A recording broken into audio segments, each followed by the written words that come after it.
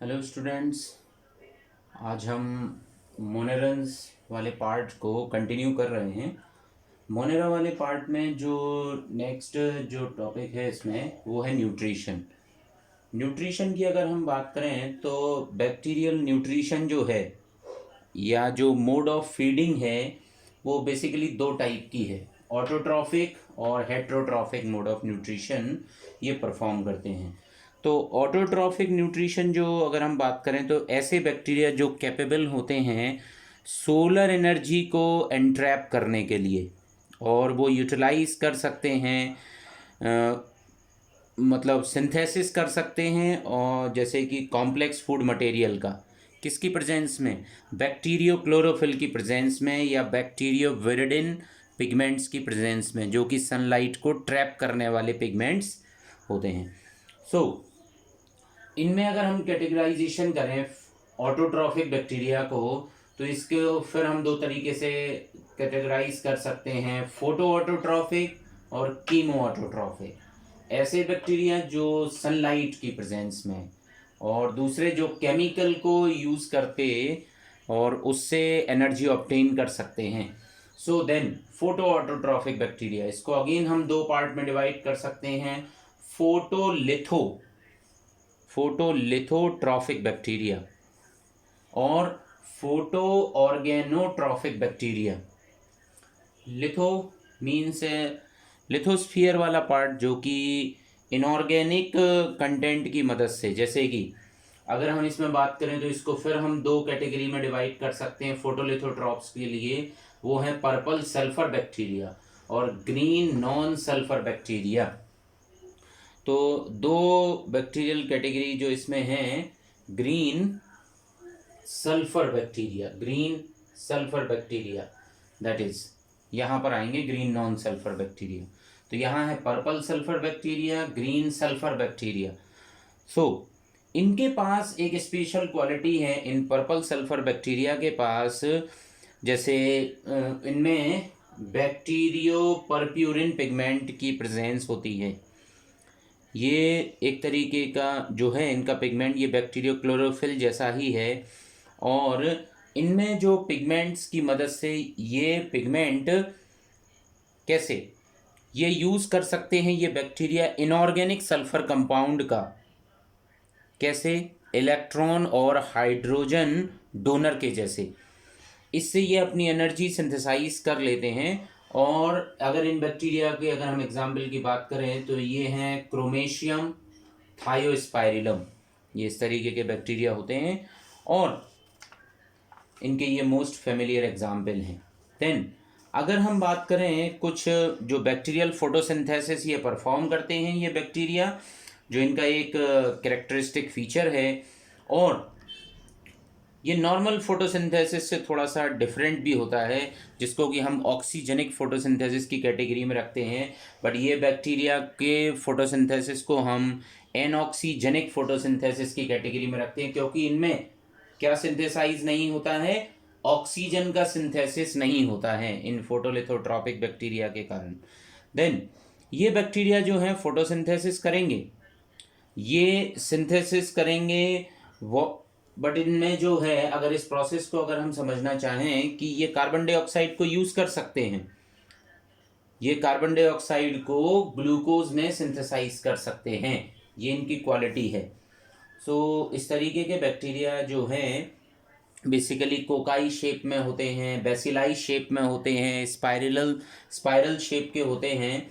सो इनके पास एक रिड्यूसिंग पावर होती है जिसकी मदद से ये अपना न्यूट्रिशन और एनर्जी इनटेक कर लेते हैं। देन इनमें अगर हम बात करें तो ये CO2 प्लस हाइड्रोजन सल्फाइड की प्रेजेंस में शुगर का सिंथेसिस कर लेंगे, सोलर एनर्जी रिक्वायर्ड होगी एंजाइम की प्रेजेंस में, और ये वाटर भी इसमें रिमूव होगा, और सल्फर और अदर कंपाउंड्स भी ऑक्सीडाइज्ड इसमें होते हैं और ये अपनी एनर्जी सिंथेसाइज कर लेते हैं। इन्हीं में दूसरी कैटेगरी की अगर हम बात करें तो दूसरी कैटेगरी कुछ ऐसी है जो है बैक्टीरिया ग्रीन सल्फर बैक्टीरिया। इनके पास जो पिगमेंट होता है, ये ग्रीन सल्फर बैक्टीरिया के पास जो पिगमेंट है वो पिगमेंट होता है बैक्टीरियो विरिडिन, यहाँ है बैक्टीरियो परप्यूरिन। यहाँ है बैक्टीरियोविरिडिन।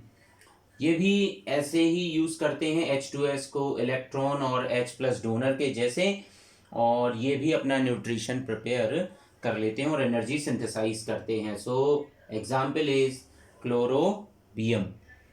सो अगर हम इन बैक्टीरिया की बात करें तो ये मोस्ट ऑफ ये जो फोटोसिंथेटिक बैक्टीरिया हैं ये एनारोब्स होते हैं, और फैकल्टेटिव एयरोब्स की कैटेगरी में भी ये रखते हैं हम इनके लिए।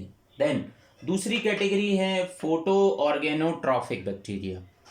सो फोटो ऑर्गेनोट्रॉफिक बैक्टीरिया को अगर हम डिफाइन करें तो ये फोटो ऑर्गेनोट्रॉफिक जो बैक्टीरिया हैं, ये बैक्टीरिया दो कैटेगरी के हैं, पर्पल नॉन सल्फर और green non sulphur bacteria. Purple sulphur और ग्रीन नॉन सल्फर बैक्टीरिया। तो इस तरीके के बैक्टीरिया जो हैं ये भी CO2 को एम्प्लॉय करते हैं अपना ऑर्गेनिक न्यूट्रिएंट्स बनाने के लिए। इनके पास भी स्पेशल काइंड ऑफ पिगमेंट है जैसे कि बैक्टीरियो परप्यूरिन। देन ये नॉन सल्फर ऑर्गेनिक कंपाउंड का यूज करते हैं इलेक्ट्रॉन और हाइड्रोजन डोनर के जैसे। देन इनमें अगर हम बात करें तो इनके एग्जाम्पल हैं रोडोस्पाइरिलम, रोडोस्यूडोमोनास, ये इनके एग्जाम्पल हैं। और दूसरी कैटेगरी जो है ग्रीन नॉन सल्फर बैक्टीरिया की, इनके पास है बैक्टीरियोविरिडिन पिगमेंट। देन आपको ये समझ में आ रहा होगा कि पर्पल नॉन सल्फर और पर्पल सल्फर में पिगमेंट बैक्टीरियो परप्यूरिन है, यहाँ भी बैक्टीरियो परप्यूरिन है। यहाँ ग्रीन सल्फर बैक्टीरियोविरिडिन, यहाँ भी बैक्टीरियोविरिडिन पिगमेंट की प्रेजेंस है। इनमें अगर हम बात करें तो इसका मेन मेंबर है क्लोरोनिमा क्लोरोफ्लेक्सस, ये इसके एग्जाम्पल हैं। अगर हम अगले कैटेगरी में अगर हम जाएं तो दैट इज, इसमें एक इम्पॉर्टेंट बात कि जो भी फोटोसिंथेटिक बैक्टीरिया हैं ये मोस्टली एनारोब्स होते हैं। Then chemo autotrophic bacteria. Chemo autotrophic मतलब ये ऐसे ऑटोट्रॉफिक बैक्टीरिया हैं जो अपनी एनर्जी ऑब्टेन करते हैं एक्सर्गोनिक रिएक्शन से और ऑक्सीडेशन ऑफ इनऑर्गेनिक सब्सटेंस अपने इन्वायरमेंट में परफॉर्म करते हैं, और ये एनर्जी लिबरेट करते हैं in the form of ATP के फॉर्म में। तो ये इन बैक्टीरिया की क्वालिटी है। और इनकी जो अगर इनका इनऑर्गेनिक सब्सटेंस की अगर हम बात करें कि ये किन इनऑर्गेनिक सब्सटेंस का यूज़ करके ऑटोट्रॉफिक बन गए हैं, तो वो कंपोनेंट जनरली जो होते हैं वो होते हैं अमोनिया। ये अमोनिया को यूटिलाइज कर सकते हैं एज आ एनर्जी सिंथेसिस में। नाइट्रेट्स, नाइट्राइट्स, फेरिकाइन, इन सभी कंपोनेंट का ये यूज़ कर सकते हैं। ये सभी इनऑर्गेनिक सब्सटेंस का यूज़ ये एनर्जी को सिंथेसाइज करने में लगा देते हैं। इनमें कोई लाइट का डायरेक्ट यूज़ नहीं है। फोटो ऑटोट्रॉप्स लाइट को ट्रैप करते हैं, बट ये कीमो ऑटोट्रॉप्स लाइट को ट्रैप नहीं करते हैं। देन तो इनकी डायरेक्ट कोई भी लाइट की एनर्जी सोर्स नहीं है, बट जो यहाँ का केमिकल एनर्जी जिस फॉर्म में ये ट्रैप करते हैं वो होता है ATP मॉलिक्यूल। देन अगर इसमें हम कैटेगराइज करें तो इसमें बहुत इंपॉर्टेंट बैक्टीरिया जो पहले हैं हाइड्रोजन बैक्टीरिया। हाइड्रोजन बैक्टीरिया जो हैं वो ऑक्सीडाइज करते हैं हाइड्रोजन को in the presence of oxygen. तो ये एग्जाम्पल जैसे बन जाता है हाइड्रोजिनोमोनास। ये जो हैं ये कीमो ऑटोट्रॉफिक बैक्टीरिया बन जाते हैं। इसमें भी कीमोलिथोट्रॉप्स ही हैं ये एक तरीके के। ये बैक्टीरिया जैसे 2NH3, अगर जो अमोनिया है, अगर ये बात करें अगर हम नाइट्रीफाइंग बैक्टीरिया में या सल्फर बैक्टीरिया में, मीथेन बैक्टीरिया, आयरन बैक्टीरिया, तो अगर हम नाइट्रीफाइंग बैक्टीरिया की बात करें तो नाइट्रीफाइंग बैक्टीरिया ये जो हैं ये अपनी एनर्जी ऑब्टेन करते हैं अमोनिया को ऑक्सीडाइज करके। किसमें? नाइट्रेट में। ऑक्सीडेशन ऑफ अमोनिया को ये 2 स्टेप्स में जो है वो इसको प्रोसेस को परफॉर्म कर सकते हैं। तो इसमें 2 तरीके की कैटेगरी बन जाती हैं। अगर हम बात करें नाइट्रीफाइंग बैक्टीरिया में, तो अगर ये पहले ग्रुप ऑफ बैक्टीरिया जैसे जो NH3 अमोनिया का यूज़ करेंगे वाटर मॉलिक्यूल की प्रेजेंस में, तो ये उसको बदल देंगे 2HNO2 में और कुछ किलो कैलोरी एनर्जी ऑब्टेन करेंगे। फिर दूसरे ग्रुप ऑफ बैक्टीरिया जो कि नाइट्रेट बैक्टीरिया होंगे, जो HNO2 कंपाउंड के लिए, ये HNO2 कंपाउंड के लिए ऑक्सीजन की प्रेजेंस में 2HNO3 में बदल देंगे और अगेन एनर्जी का सिंथेसाइज कर लेंगे। तो इस तरीके से इसमें दो ग्रुप्स बन जाते हैं। उसमें कैटेगराइज अगर हम करें तो वो है नाइट्रोसोमोनास, नाइट्रोकोकस, नाइट्रोबैक्टर। ये सभी नाइट्रीफाइंग बैक्टीरिया जो हैं ये नाइट्रेट बैक्टीरिया भी कहलाते हैं। देन अगली कैटेगरी है इसमें आयरन बैक्टीरिया की। जो आयरन बैक्टीरिया जो हैं, ये आयरन बैक्टीरिया जो हैं कि इनहिबिट होते हैं वाटर में, जो कि आयरन कंपाउंड से जो है इनहिबिट करते हैं आयरन कंपाउंड के ऊपर, और ये फेरस आयन के लिए फेरिक फॉर्म में कन्वर्ट करने की कैपेबिलिटी रखते हैं और उससे ये अपनी एनर्जी रिलीज करते हैं। तो ये अपने में CO2 को एसिमिलेट कर सकते हैं। देन अगले अगर हम बैक्टीरिया की बात करें तो यहाँ और भी बैक्टीरिया हो सकते हैं, जैसे कि मीथेन बैक्टीरिया। मीथेन बैक्टीरिया है, ये ऑक्सीडाइज करते हैं मीथेन को एनर्जी ऑब्टेन करने के लिए, कार्बन रॉ मटेरियल को यूज़ कर लेते हैं और ये मीथेन को as a carbon source use करके फूड का सिंथेसिस कर लेते हैं। तो ये मीथेन को ऑक्सीजन की प्रेजेंस में CO2 में कन्वर्ट करते हैं, वाटर मॉलिक्यूल सिंथेसाइज करते हैं और एनर्जी सिंथेसाइज कर लेते हैं। जैसे कि मिथाइलोकोकस, मिथेनोमोनास, ऐसे बहुत सारे बैक्टीरिया। देन इसमें और भी बैक्टीरिया आ सकते हैं, जैसे कि हाइड्रोजन बैक्टीरिया। इसमें हम हाइड्रोजन बैक्टीरिया को भी इंक्लूड कर सकते हैं। तो ये बहुत सारे बैक्टीरिया जो कि gram positive, gram negative category में आते हैं, ये भी ऑक्सीडाइज कर सकते हैं हाइड्रोजन को, जैसे कि H2 प्लस ऑक्सीजन को ये वाटर मॉलिक्यूल में कन्वर्ट कर देंगे और एनर्जी का सिंथेसिस कर लेते हैं। तो ऐसे ये कीमो ऑटोट्रॉफिक बैक्टीरिया हैं जो कई सारे केमिकल्स का यूज़ कर सकते हैं। दूसरी कैटेगरी की अगर हम बात करें तो यहाँ पर हैं हेट्रोट्रॉफिक बैक्टीरिया। हेट्रोट्रॉफिक बैक्टीरिया जो हैं ये अपना न्यूट्रिशन प्रिपेयर करते हैं ऑर्गेनिक न्यूट्रिएंट्स की मदद से, जो कि आउटसाइड हैं बॉडी, और उसको as a source of energy ये इनटेक करते हैं। तो इसकी कुछ कैटेगरी हैं, जैसे सेप्रोफिटिक बैक्टीरिया और symbiotic bacteria, parasitic bacteria. Then अगर हम सेप्रोफिटिक बैक्टीरिया की बात करें तो ऐसे बैक्टीरिया जो कि अपना न्यूट्रिशन या नरिशमेंट ऑब्टेन करते हैं रिमिनेंट से, जो कि ऑर्गेनिक वेस्ट है, डेड ऑर्गेनिक मैटर है, ये उसके ऊपर, जैसे कि वेजिटेबल्स हैं, फीसेस हैं, फ्रूट्स हैं, फॉलन लीव्स हैं और ह्यूमन फूड है। तो ये बैक्टीरिया उसको सॉल्युबलाइज करते हैं, उस ऑर्गेनिक सब्सटेंस को सॉल्युबलाइज कर देने के बाद ये इसको इनटेक करते हैं या मिनरलाइज कर लेते हैं। मिनरलाइज करने के अलावा ये उसको डिके कर देते हैं, प्यूट्रीफिकेशन कर देते हैं, प्रोटीन के उसका डिग्रेडेशन कर देते हैं, उसमें फर्मेंटेशन की प्रोसेस परफॉर्म कराते हैं और ये बैक्टीरिया उनसे कई सारे एसिड सिंथेसाइज करते हैं या एयरोबिक कंडीशंस में, एनारोबिक कंडीशंस में। तो इस तरीके से बहुत सारी प्रोसेस करके जैसे कई सारे बैक्टीरिया अपना न्यूट्रिशन ऑब्टेन कर लेते हैं। तो जो सेप्रोफिटिक बैक्टीरिया हैं इनका बहुत सारे जो है इम्पोर्टेंस बन जाते हैं। ये बैक्टीरिया जो हैं वो एल्कोहल्स हैं, ऑर्गेनिक एसिड हैं, इनका सिंथेसिस करते हैं। कई सारा हमारे जो पूरे अर्थ पर जो गार्बेज है, सीवेज है, मैन्यूअर प्रिपरेशन में है और कई तरीके से इनका इम्पोर्टेंस निकल के आता है इन बैक्टीरिया का। तो इसमें मोस्टली जो स्पीसीज़ हैं जैसे कि बैसिलस स्पीसीज़ हैं, स्यूडोमोनास स्पीसीज़ हैं। तो ऐसे इसमें ह्यूज नंबर जो है बैक्टीरिया का इसमें लाया करता है और इनकी भी दो कैटेगरी हो सकती हैं कि वो हो सकते हैं फैकल्टेटिव सेप्रोट्रॉप्स और फैकल्टेटिव पैरासाइट्स। दूसरी कैटेगरी ये आप बड़ा इसको इंटरेस्टिंग है, जैसे कि सिम्बायोटिक बैक्टीरिया। सिम्बायोटिक बैक्टीरिया वो बैक्टीरिया हैं जो म्यूचुअल बेनिफिशियल एसोसिएशन के साथ में रह के ऑर्गेनिज्म जो है ये बेनिफिट्स लेते हैं। और अगर हम इनकी बात करें तो ये जो बैक्टीरिया है सिम्बायोटिक बैक्टीरिया, ये मोस्टली ग्राम नेगेटिव टाइप के होते हैं। एक फेमिलियर एग्जांपल आपने सुन रखा होगा सिम्बायोटिक बैक्टीरिया का, राइजोबियम लेग्यूमिनिसोरम।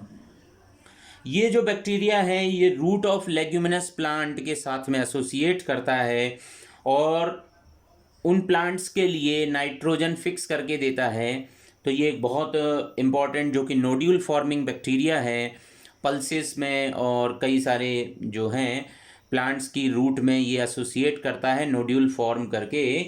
तो ऐसा एसोसिएशन सिम्बायोटिक बैक्टीरिया परफॉर्म करते हैं। कुछ ऐसे भी बैक्टीरिया हैं जो कि फ्री लिविंग भी हैं और नाइट्रोजन फिक्स करते हैं, जैसे एजोटोबैक्टर है, बेजर्निका है, क्लेप्सिएला है, ये सब फ्री लिविंग नाइट्रोजन फिक्सर्स हैं।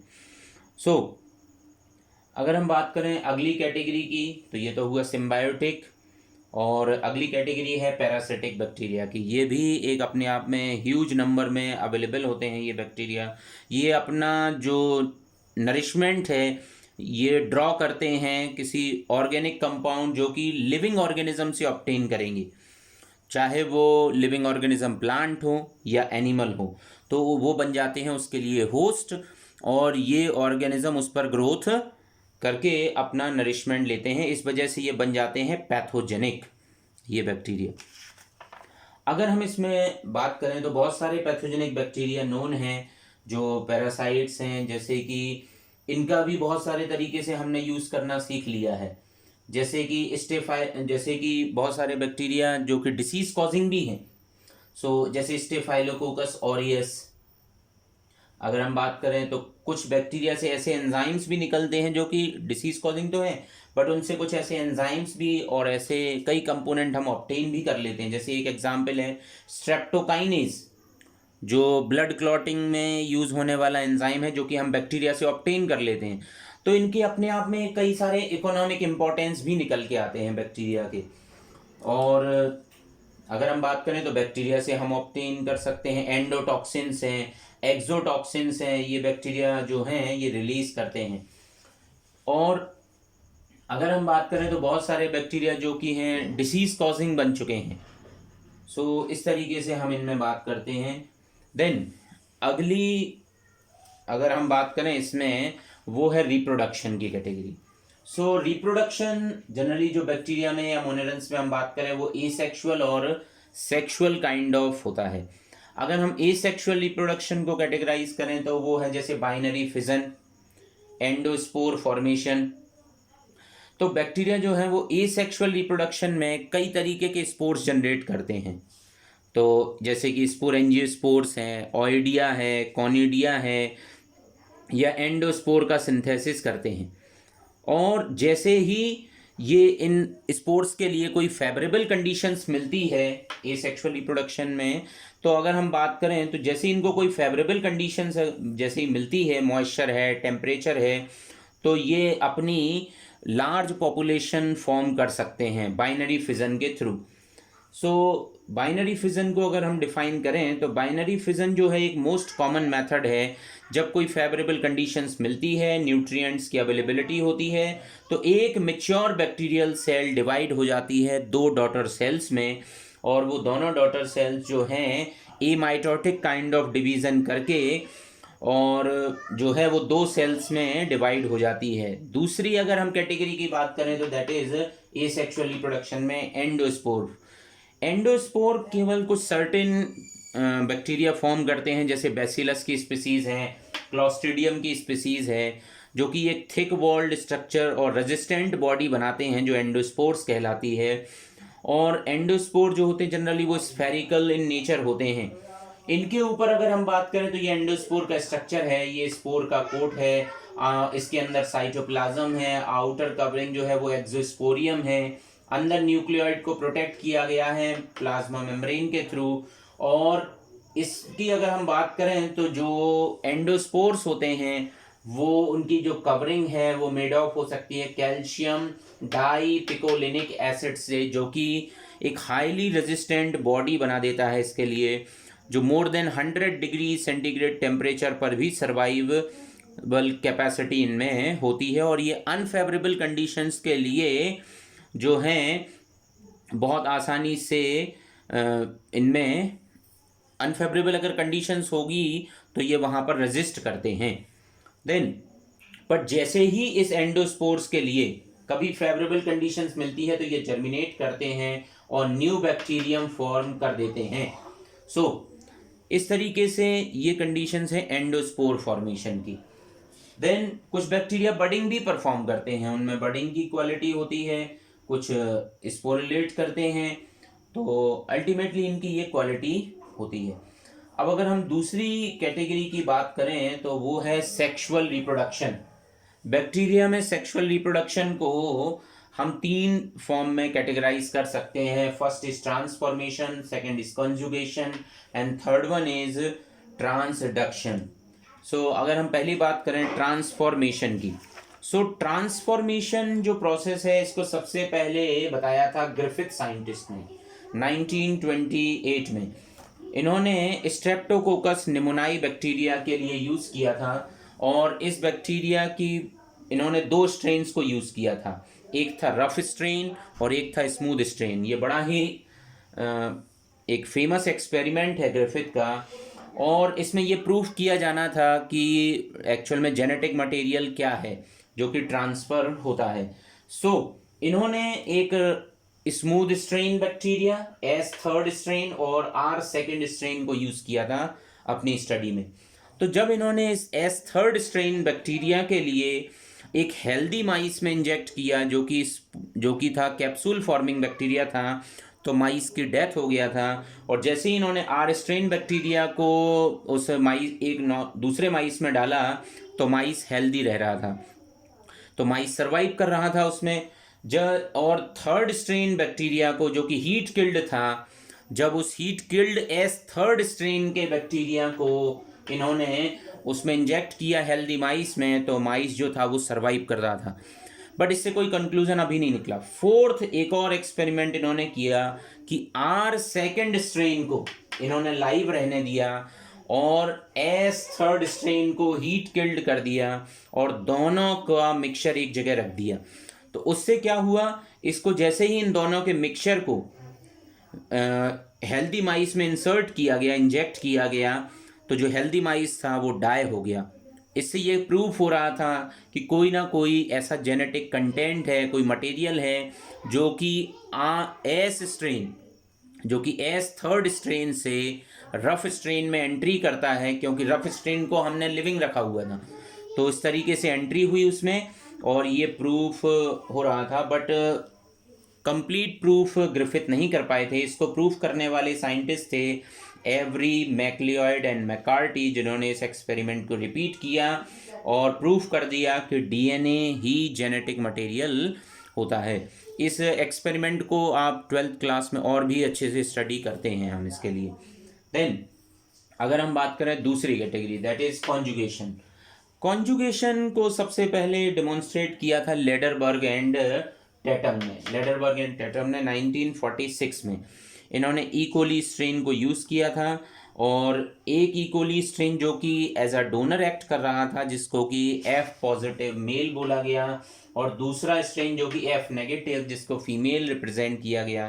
तो जब इन्होंने देखा कि जो सेक्स पाइलस हैं उसके सेक्स पिली की मदद से जो डोनर सेल है वो अपने फर्टिलिटी प्लाज्मिड के लिए ट्रांसफ़र करती है एफ नेगेटिव स्ट्रेन में, तो ये जो एफ पॉजिटिव सेल है वो बिहेव करती है डोनर के जैसे, और जो एफ नेगेटिव सेल है जो कि एफ प्लाज्मिड रिसीव कर रही है वो बन जाती है रेसिपिएंट। तो इस तरीके की प्रोसेस को बोला गया कॉन्जुगेशन। सो कॉन्जुगेशन एक तरीके की सेक्सुअल रिप्रोडक्शन प्रोसेस बन गया। अब थर्ड प्रोसेस जो कि है ट्रांसडक्शन में होता है एक वायरस जो है, अगर वो जेनेटिक मटेरियल अपने में कैरी करता है, जैसे T4 बैक्टीरियोफेज अगर है, सो T4 बैक्टीरियोफेज जो है वो एक बैक्टीरियल सेल को इन्फेक्ट करता है और बैक्टीरियल सेल को इन्फेक्ट करने के बाद अपना जेनेटिक मटेरियल उस सेल के अंदर इंसर्ट कराता है और इसका जो जीनोमिक डीएनए है इस बैक्टीरिया का, ये उसके साथ में इनकॉर्पोरेट होता है और ये इस बैक्टीरिया के साथ में एसोसिएट हो जाता है इसके जेनेटिक मटेरियल के साथ में उसका डीएनए। और जैसे ही ये बैक्टीरियल सेल बाइनरी फिजन करती है या अगली प्रोसेस करती है, डिवीजन की प्रोसेस करती है, तो उसका डीएनए डिवाइड होता है। So this is also in kind of sexual reproduction, जो कि उसमें नए कैरेक्टरिस्टिक्स ला सकता है उस ऑर्गेनिजम्स में। तो इस तरीके से ये प्रूव किया गया। देन अगली अगर हम बात करें इसमें, तो next is economic importance. Economic importance की अगर हम बात करें तो इकोनॉमिक इम्पोर्टेंस बैक्टीरिया के बहुत ह्यूज नंबर में अवेलेबल हैं। जैसे सबसे फर्स्ट अगर हम बेनिफिशियल एक्टिविटीज़ में बात करें तो इसका एग्रीकल्चर में भी रोल है, इसका ऑर्गेनिक मैटर के डिकम्पोजिशन डिकेइंग में भी रोल होता है बैक्टीरिया का। अब और भी है जैसे सीवेज डिस्पोजल में, जिसमें कि क्लॉस्ट्रीडियम की स्पीसीज़, इकोली स्पीसीज़ का यूज़ किया जाता है। ये बहुत सारे ऑर्गेनिक मैटर को डिकम्पोज कर सकते हैं। और नाइट्रोजन साइकिल में अगर हम बात करें तो कई सारे अमोनीफाइंग बैक्टीरिया की अगर हम बात करें तो अमोनीफाइंग बैक्टीरिया जैसे बैसिलस है, बैसिलस की स्पीसीज़ हैं, तो ये बैक्टीरिया जो हैं अमोनिया को अमीनो एसिड में कन्वर्ट कर सकते हैं, अमीनो एसिड में फॉर्म कर सकते हैं, अमोनिया को फॉर्म कर सकते हैं। कुछ नाइट्रीफाइंग बैक्टीरिया जो हैं कन्वर्ट करते हैं अमोनियम सॉल्ट को नाइट्राइट्स में, तो जैसे नाइट्रोसोमोनास, नाइट्रोकोकस। देन बहुत सारे बैक्टीरिया जो हैं डीनाइट्रीफाइंग बैक्टीरिया जो कि होते हैं स्यूडोमोनास डीनाइट्रीफिकेंस, ये नाइट्रेट और नाइट्राइट्स को गैसियस नाइट्रोजन में कन्वर्ट करने की कैपेबिलिटी रखते हैं। तो इस तरीके से ये नाइट्रोजन की बात हो गया। देन अगर हम बात करें नाइट्रोजन फिक्सेशन में, सो नाइट्रोजन फिक्सेशन में भी जो हैं फ्री लिविंग बैक्टीरिया हैं जैसे एजोटोबैक्टर हैं और क्लॉस्ट्रीडियम हैं, कॉमन सिम्बायोटिक बैक्टीरिया हैं जैसे कि राइजोबियम हैं और जेंथोमोनास हैं, ये सभी नाइट्रोजन फिक्स करते हैं। बहुत सारे बैक्टीरिया का यूज़ जो है वो मैन्युअर प्रिपरेशन में भी होता है। कई बैक्टीरिया का यूज़ इंडस्ट्रीज़ में भी है, जैसे कि अगर हम बात करें इंडस्ट्री में तो जैसे सिंगल सेल प्रोटीन का सिंथेसिस है, तो जैसे मिथाइलोफिलस बैक्टीरिया का यूज़ जो है सिंगल सेल प्रोटीन बनाने में किया जाता है, जो एक अच्छा न्यूट्रिशन सोर्स बन जाता है। कई सारे बैक्टीरिया से एंटीबायोटिक ऑब्टेन्ड होती है, जैसे सबसे पहले आप लोगों ने सुना होगा टर्म एंटीबायोटिक दिया था वॉक्समैन ने, और उन्होंने सबसे पहली एंटीबायोटिक डिस्कवर्ड किया था streptomycin. Then so commercial but antibiotic penicillin जो डिस्कवर किया था वो फ्लेमिंग साइंटिस्ट ने किया था इन द 1959 में। फंगस थी पेनिसिलियम। तो कुछ जो बैक्टीरियल स्पीसीज़ हैं वो ये एंटीबायोटिक रिलीज़ करती हैं, और ये एंटीबायोटिक जैसे हो सकती हैं बेसिट्रेसिन, ये ऑब्टेन होती है बैसिलस लिचनीफॉर्मिस से। और दूसरी एंटीबायोटिक हैं जैसे पॉलीमिक्सिन ऑब्टेन होती है बैसिलस पॉलीमिक्सा से, और ग्रेमिसिडिन बैसिलस ब्रीविस से, सब्टिलिन बैसिलस सब्टिलिस से। तो ऐसी बहुत सारी एंटीबायोटिक ऑब्टेन होती हैं। देन अगला अगर इम्पोर्टेंस की बात करें जैसे विनेगर, सो विनेगर को ऑब्टेन किया जा सकता है by the help of acetobacter एसिटी।